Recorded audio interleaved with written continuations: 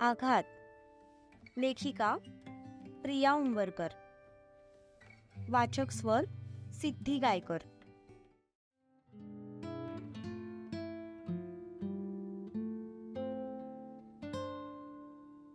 दुपार झाली, जेवणाची वेळ झाली. तसं सूर्याने सगळ्या फाईल बंद करून बाजूला सरकवल्या.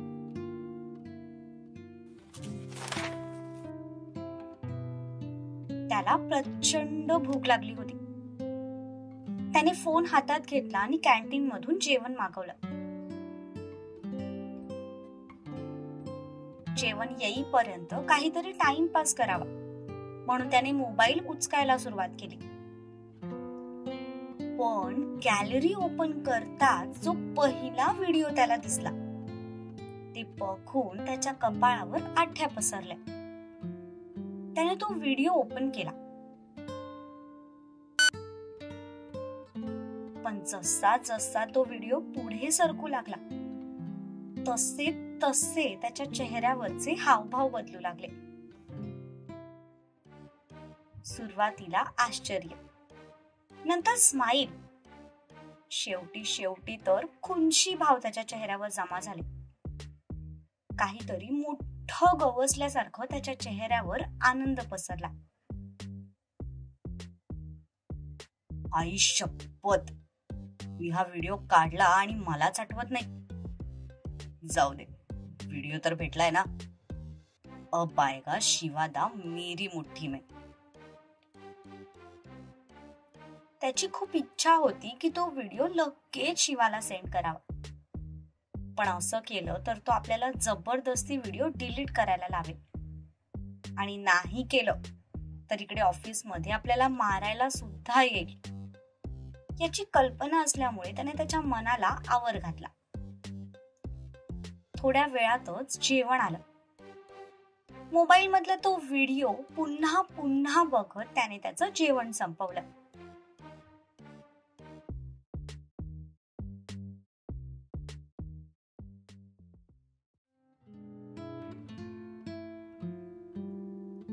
त्याच संध्याकाळी आज शिवा पुण्याला जायला निघणार होता. तो त्याची बॅग भरत होता.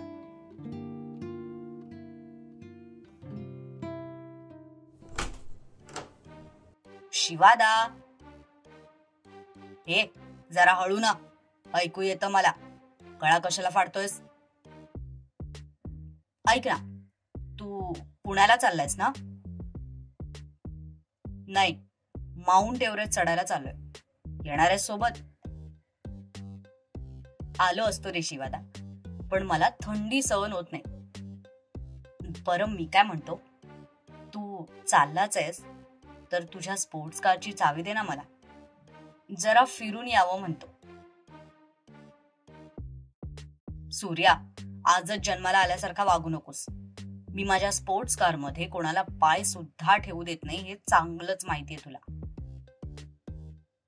हो, पण आज मला पाय ठेवावासा वाटतोय.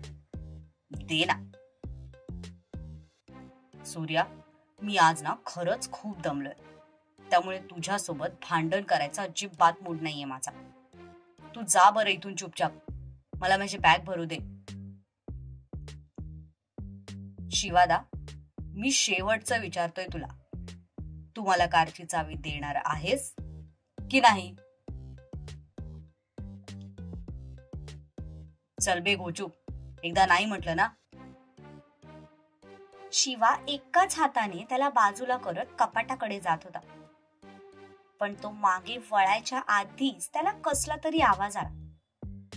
त्याने त्या दिशेला पाहिलं तर सूर्याच्या हातात मोबाईल होता आणि स्क्रीनवर एक व्हिडिओ सुरू झाला होता. शिवाचं लक्ष जेव्हा त्या स्क्रीनकडे गेलं तेव्हा त्याचे डोळे आश्चर्याने मोठे झाले. तो चालत सूर्याजवळ आला. आधी तर तो फक्त मुलींसोबत डान्स करत होता, पण जसं त्या मुलीने त्याच्या गालावर ओठ टेकवले तसं त्याने एक आवंढा गिळला. त्याने सूर्याकडे पाहिलं. तर सूर्या क्लोजअप वाली ऍड करत त्याच्याकडेच बघत होता. शिवाने त्याच्यावर एक रागीट कटाक्ष टाकला. तो फोन घ्यायला हात पुढे करतच होता. तितक्यात सूर्याने स्वतःचा हात मागे घेतला आणि तो उडी मारून बेडवर चढला. सूर्या, पहिला तो व्हिडिओ डिलीट कर, नाहीतर फुक्कटचे फटके खाशील. अरे करतो रे, पण आधी स्पोर्ट्स कारची चावी तर दे. एक हातचे चावी दे, दुसरे हातचे व्हिडिओ डिलीट कर. मी तुला चावी देणार नाहीये आणि व्हिडिओ तू आत्ताच माझ्या समोर डिलीट करायचा, नाहीतर असा झोडपून काढेन ना की 8 दिवस जागेवरून उठणार नाहीस बघ. खबरदार पुढे आलास तर शिवादा आत्ताच्या आत्ता हा व्हिडिओ वहिनीला सेंड करेन. 1 सेकंद सुद्धा लागायचा नाही मला. तसा शिवा जागेवर थांबला. सूर्या हे नक्कीच करू शकतो हे त्याला माहित होतं. एकदा कदाने व्हिडिओ सेंड केला की त्यानंतर सूर्याला मारून सुद्धा काही उपयोग नव्हता. सूर्या, शिस्तीत व्हिडिओ डिलीट कर, नाहीतर खूप मार खाशील. यार, छोटा भाऊ म्हणतोस ना तू मला, आणि किती भाव खातोयस. भावाने काय मागितलंय तुझ्याकडे? फक्त स्पोर्ट्स कारची चावी? कुत्र्या, तुला चांगलंच माहितीये ती कार माझा जीव की प्राण आहे. घेतल्यापासून मी कोणालाही त्यात बसू दिलेला नाहीये. बघ बाबा शिवादा, एक साधी ऑफर देतोय मी तुला. तुला नसेल द्यायची चावी तर नको देऊ. मी हा व्हिडिओ वहिनीला सेंड करून देतो. मग पुढे काय होईल ते तुला चांगलंच माहितीये. ज्या स्पोर्ट्स कारवर तुझं इतकं प्रेम आहे ना, त्यात बसायला तुझी बॉडी चाबूत राहणार नाही. त्यात वहिनी बॉक्सर आहे, कुठे कुठे पंच मारेल तुला कळणार पण नाही. मग बस बोंबलत. सूर्या, आज तुझं तोंड खूप चुरू चालतंय. अरे माझ्या हातांची बोट तर यापेक्षा तुरू चालतात. दाखव काय चालवून. ए थांब, देतो मी तुला चावी, पण तो व्हिडिओ शेअर केलास ना तर याद राख.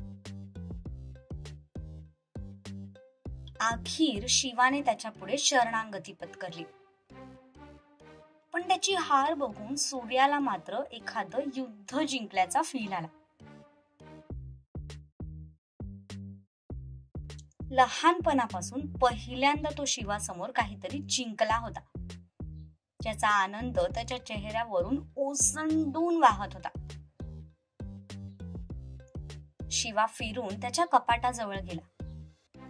तो तिकडे सरकला की सूर्या इकडे सरकायचा. दोघांचं रिंगा रोजे सुरू होतं. शिवा आपल्यापर्यंत पोहोचणार नाही याची सूर्या पूर्ण खबरदारी घेत होता. दात खातच शिवाने कपाटातून स्पोर्ट्स कारची चावी काढली. खूप रेअरली तो कार घेऊन बाहेर पडायचा. जेव्हा त्याची लॉंग ड्राईव्हला जायची इच्छा व्हायची, ते पण एकटाच जायचा. आजपर्यंत त्याने त्या कारमध्ये कुणालाही बसू दिलेलं नव्हतं, अगदी सूर्याला सुद्धा. इतका त्याचा त्या कारमध्ये जीव होता. सूर्याचा मात्र पहिल्यापासूनच त्या कारवर डोळा होता. त्याला काही ती कार कायमची नको होती, पण एकदा त्या कारमध्ये बसून त्याला मस्त फेरफटका मारायचा होता. त्याने खूप वेळा याआधी शिवाला रिक्वेस्ट केली होती, पण शिवाने त्याला साधा हात सुद्धा लावू दिला नव्हता. पण आज मात्र त्याला सूर्यापुढे शरणागती पत्करावीच लागली होती. 1 मिनिट, चावी तिथूनच फेक. आधी तो व्हिडिओ डिलीट कर, तरच चावी देईन. मी इथे व्हिडिओ डिलीट केला तर तू चावी देणार नाहीस, आणि मी जर चावी दिली तर तू व्हिडिओ डिलीट करणार नाहीस. शिवादा, तुला माझ्यावर विश्वास नाहीये का? नाही. बर, आपण एक काम करू. मी इकडे बेडवर मोबाईल ठेवतो, तू तिकडे सोफ्यावर चावी ठेव. तू मोबाईलच्या दिशेने जा, मी चावीच्या दिशेने जातो. मी चावी घेऊन निघून जातो. मग तू तुझ्या हाताने व्हिडिओ डिलीट कर. कबूल? सूर्याने जाऊन बेडवर मोबाईल ठेवला. तसं शिवाने इकडे सोफ्यावर चावी ठेवली. आपापल्या वस्तू ठेवून ते एकमेकांकडे खुन्नस देऊन बघू लागले. आता शिवा बेडकडे जात होता आणि सूर्या सोफ्याकडे. शिवा बेडवर पोहोचला आणि सूर्या सोफ्याजवळ. शिवाने मोबाईल घेत व्हिडिओ डिलीट केला. सूर्याकडे बघितलं, पण तोपर्यंत सूर्या विजेच्या चपळाईने दारापर्यंत पोहोचला होता. त्याला शिवावर तिळाच्या कणा इतका सुद्धा विश्वास नव्हता. थँक्यू शिवादा, तू ना खूप गोड आहेस, अगदी शिऱ्यासारखा. Bye bye. Thank you so much for this की. सूर्या दारातूनच म्हणाला आणि बाहेर पळून गेला. तसं शिवाने रागातच त्याचा फोन बेडवर आदळला. फायनली आज त्याचं स्वप्न पूर्ण झालं होतं. त्याने शिवाची कार घेतली आणि तो भटकायला निघून गेला.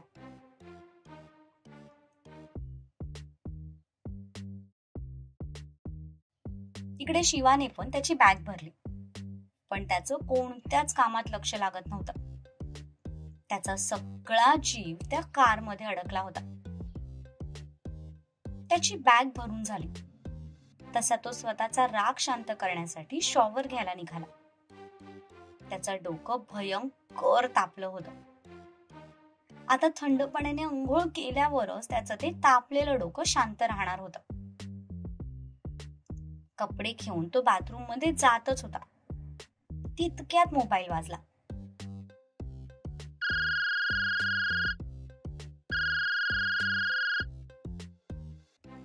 तो पुन्हा मागे आला आणि पाहिलं तर ताराचा फोन होता.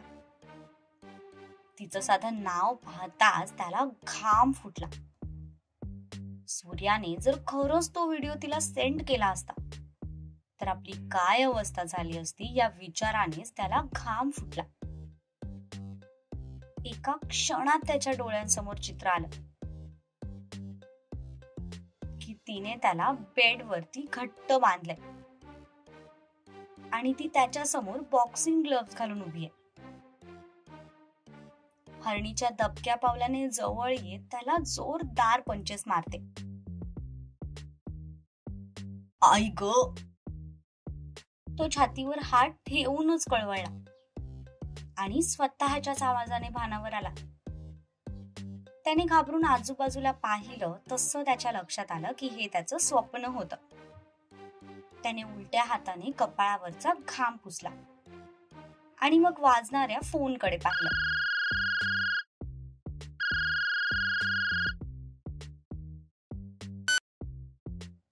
हॅलो हॅलो, कुठे आहात तुम्ही? सकाळपासून एक कॉल नाहीये तुमचा.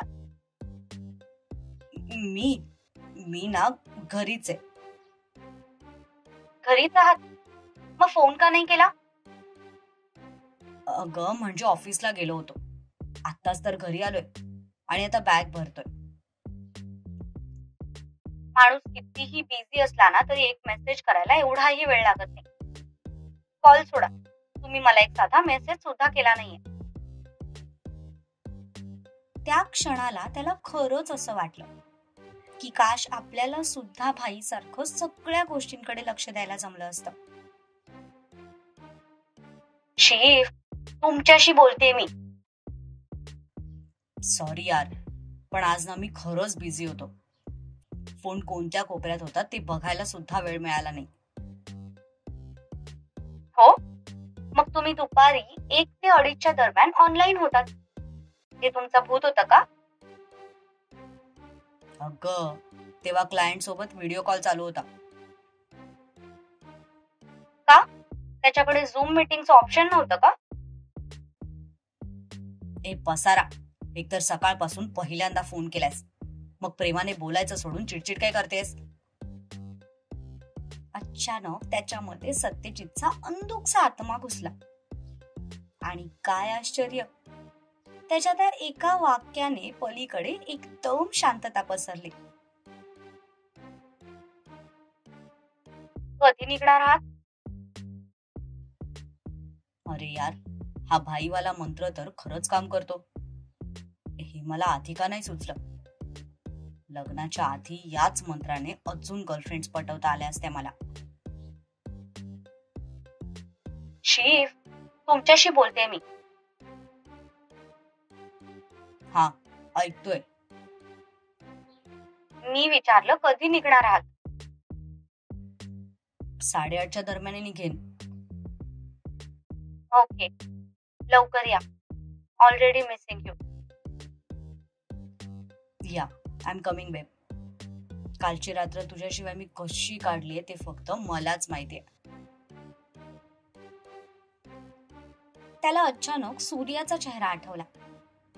आता जर तो इथे असता तर त्याने हे वाक्य ऐकलं असतं आणि हसून हसून बेडवरून खाली पडला असता. आणि हा सीन इमॅजिन होता शिवाला पण हसायला आलं. त्याने कसं बसं स्वतःचं हसू कंट्रोल केलं. ओके, लवकर या. Yes, I am coming. Okay, bye. Bye. यार, भाईचे फंडे जबरदस्त काम करतात. एक काम करतो, भाईकडून सुखी संसाराचे सगळे मूलमंत्र लिहून घेतो. भविष्यात खूप कामाला येतील. त्याने हातातला फोन बेडवर फेकला. पण तितक्यात त्याचं लक्ष सूर्याच्या फोनकडे गेलं. आणि आता मात्र पुन्हा त्याच्या डोळ्यात राग उतरला. कारण सूर्या त्याची ती फेवरेट कार घेऊन तिकडे हुंदडायला गेला होता.